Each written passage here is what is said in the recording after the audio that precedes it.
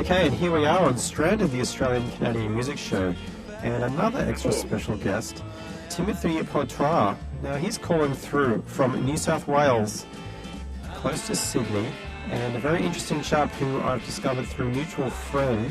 Hello, Timothy. Hello, how's it going today? Very good. And you're calling from the Blue Mountains area?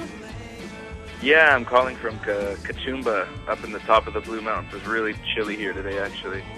Of course. It's, what time of year is it? It's kind of winter, of course. Of course, how can I forget?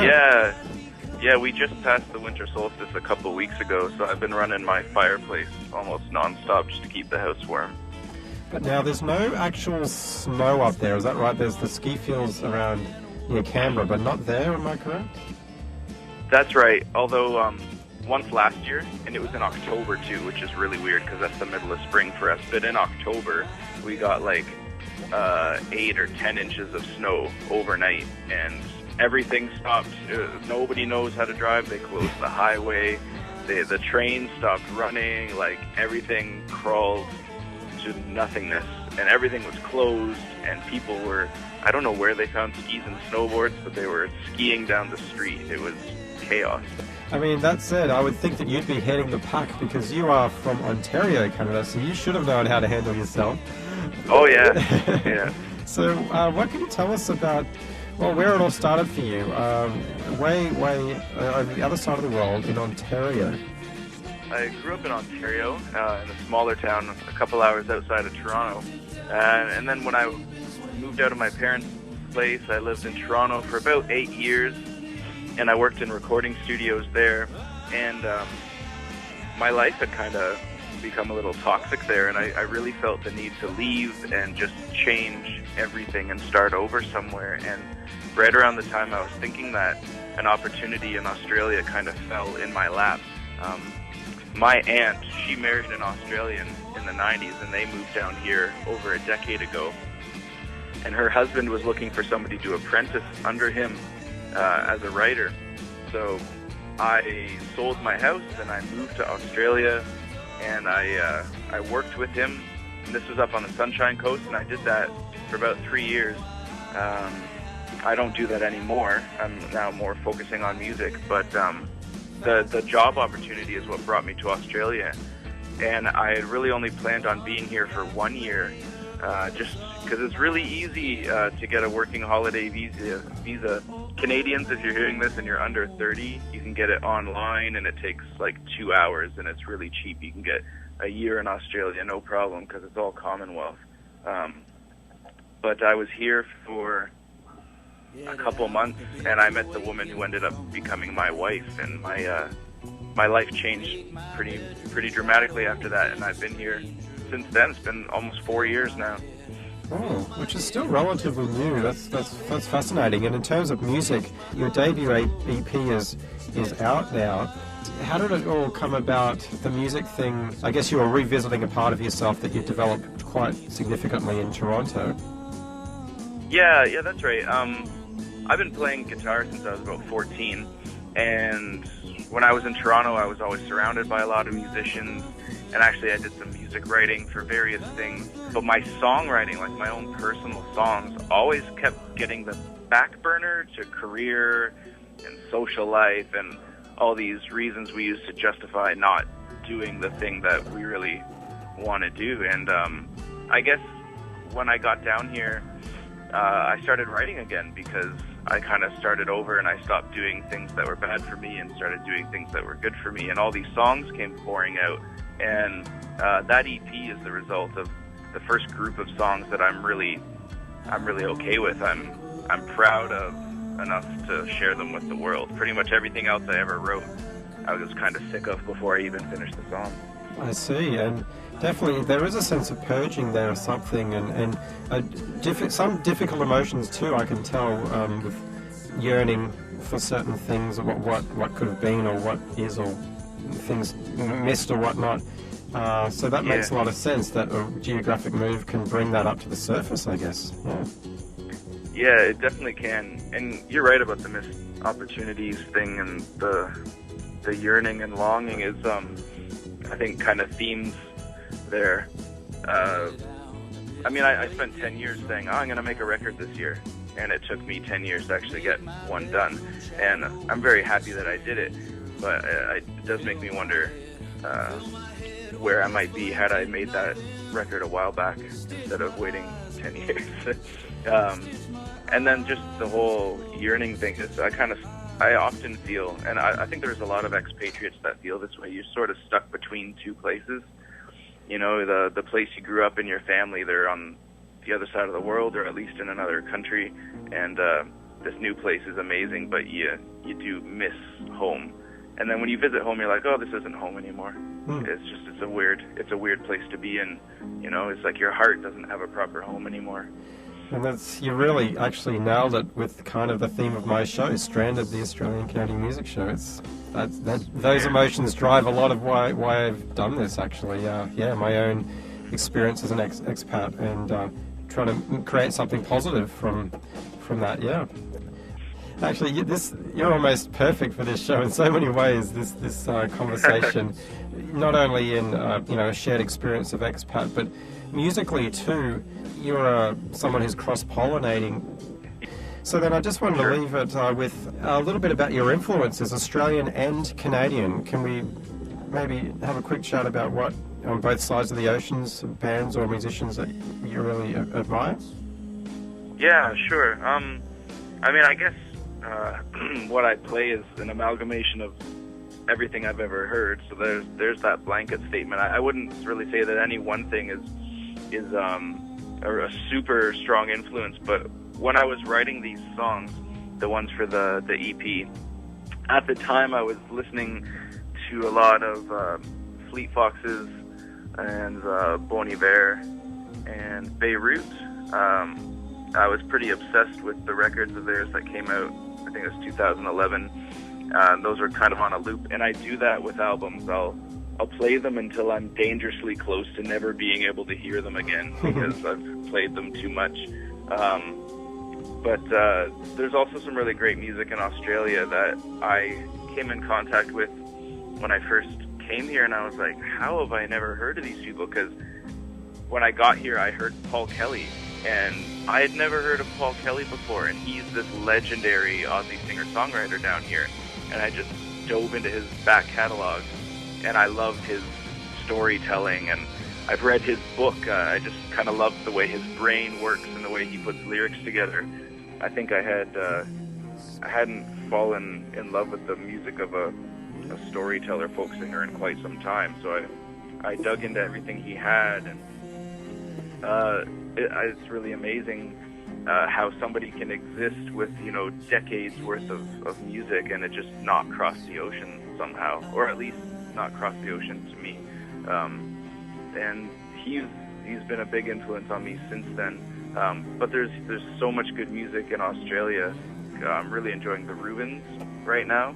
Something for Kate are touring again, which is really cool. Oh, great. And on the pop end of things, I'm really enjoying Gautier as well as Kimbra's album, and that's those things are not stylistically close to what I do at all, but they're really well produced, like really, really slick. My inner recording engineer really enjoys those records. And something I should have mentioned before, I guess, is since I was a teenager, Elliott Smith has been really huge for me. I'm not sure if that comes through in the music I write, but it does. Yeah. When I heard that Elliott Smith died, I remember that day. I was at work, and I was like so shattered I wanted to go home. I told my dad that Elliott Smith dying for me was probably like John Lennon dying for him. It was really devastating. And I still listen to him, like every week at least. He's kind of been a constant in my life. So musically, I guess I'm drawn towards more mellow and introspective and folksy kind of things. But that's just one part of it. I listen to a lot. I listen to hip hop, and I listen to metal, and I listen to blues, and I just like it. If I hear it and I like it, that's good enough for me. I try not to overthink it anymore. I think when I was younger, I had like rules about what I was allowed to listen to and what was like bullshit, and I just don't have those rules anymore. That's great. I too, actually, Elliott Smith, funny you should mention, just this year I've finally kind of discovered him. I was aware of him, but I'm drawn to him now as well. I'm like, his first couple of records that I haven't got any further than that yet, but that lo-fi stuff and the intricate guitar and the just pure emotion, it's just very few people get to that level of depth, I think. Yeah. Yeah, and he was like a really dedicated producer of his own music. Like, if you listen to all his vocals, they're all perfectly doubled.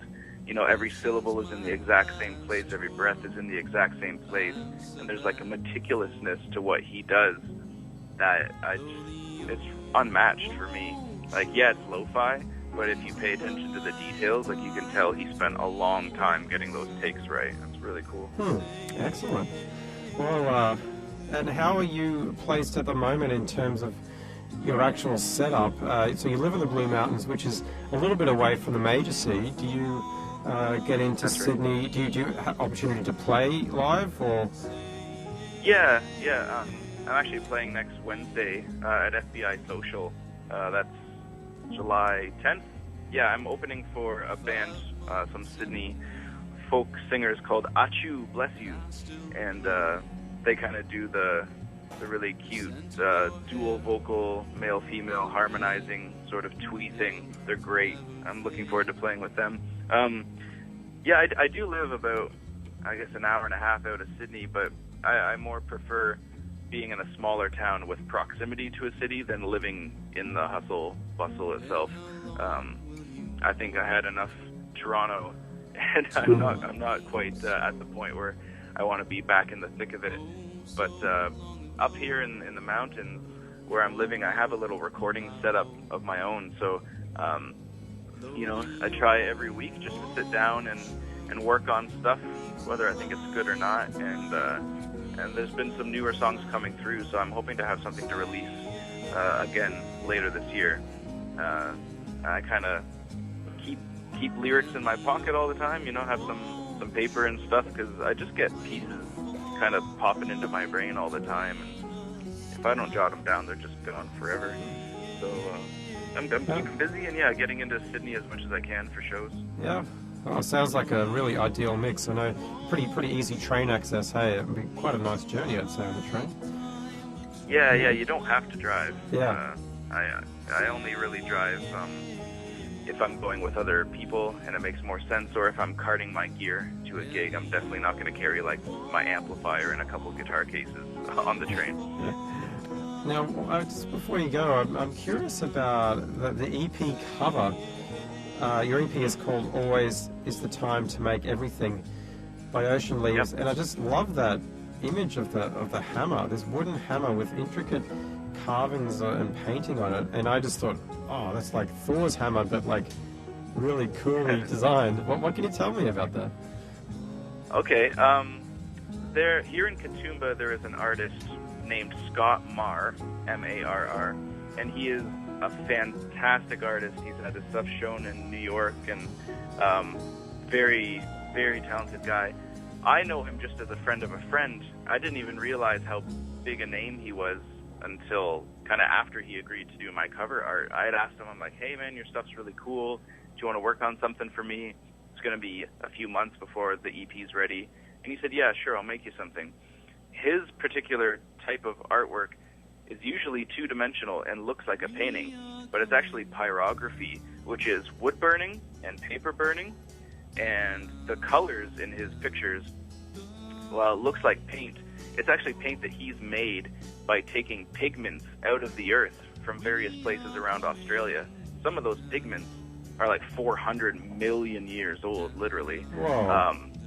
Yeah, and his style is really, I don't even know the word. It's not surreal. I guess in a way it is, but it'll be like a big duck in flight, but there's huge jet engines under the wings, or it's like there's a dingo, but he's part machinery and stuff. It's really cool. And so I said, just make me something. These are the images of yours I really like. He said, sure. And then it was like 4.5 months later. I said, hey, we're almost done. Can I see something? And he's like, okay, but don't freak out.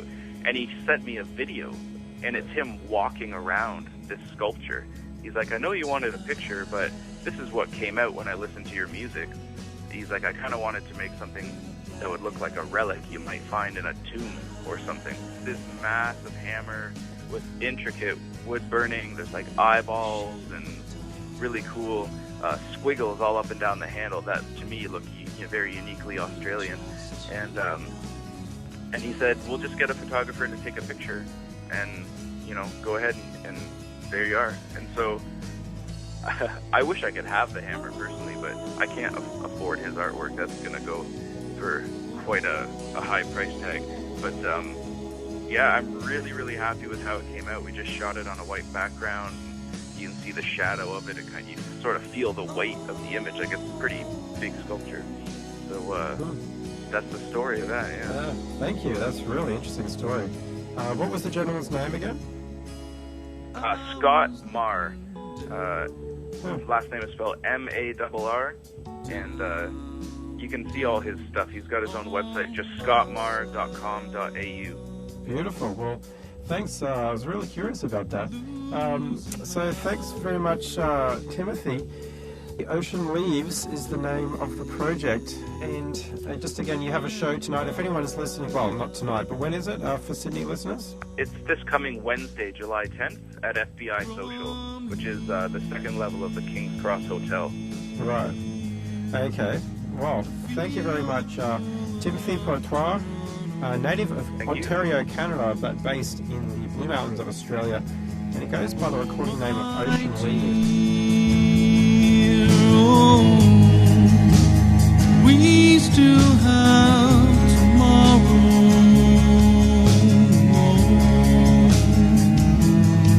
So tonight,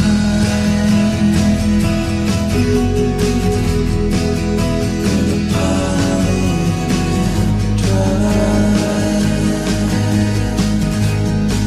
to everywhere we should go.